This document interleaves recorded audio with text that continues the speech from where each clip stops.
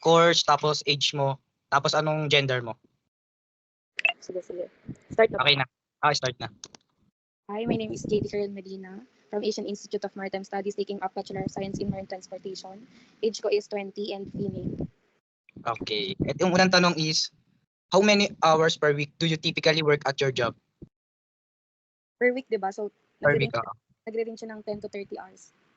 10 to 30 hours. Okay, pangalawa naman is, what's your typical bedtime during the week? Ang typical ko talaga natulog is 11 or 12 p.m. ganun. Okay. Ito yung sunod. When do you usually wake up? 9 a.m.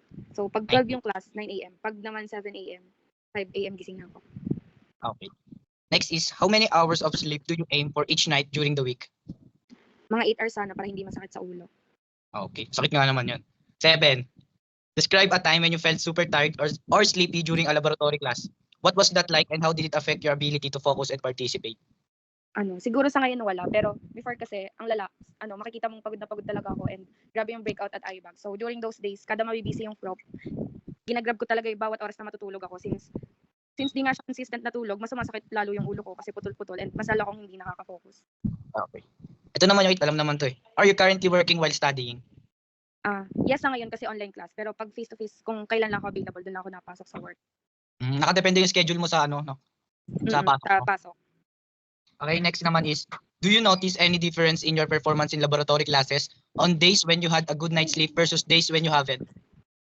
Oo, yun nga, kagaya ng sinabi ko, dati di talaga ako makafocus. Walang tumatatak sa isip ko dahil sa pagod. Pero kung ikukumpara ko siya ngayon, masasabi kong ang bilis ko makaka-catch up sa lesson and tumatatak talaga siya sa isip ko.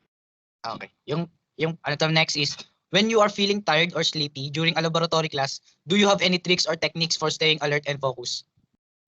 Di ko siya mako-consider na tricks or techniques, pero feeling ko yung pagbili ko ng coffee bago ako pumasok na nagkakaroon ako ng energy.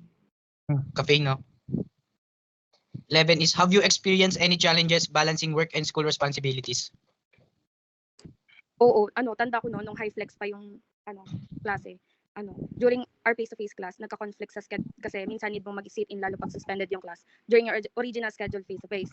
And nung time na yan, may schedule rin ako ng work kasi supposedly online lang dapat kami nung araw na yon.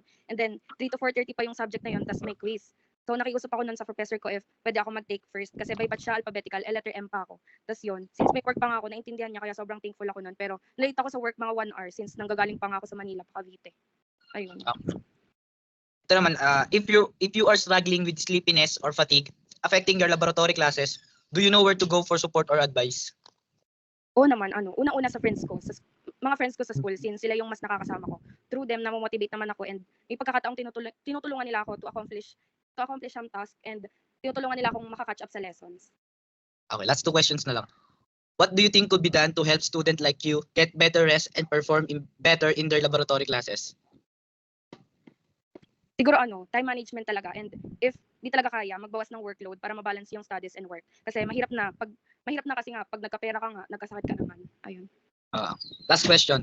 Is there anything else you want to add about how sleep affects your experience in laboratory classes? Any stories or insight you think are important to share? So yun nga, pag kulang na kulang ka talaga sa tulog, mahirapan ka talaga mag-aral like legit. During that time, walang napasok sa utak ko kasi nga nasa isip ko gusto kong magpahinga.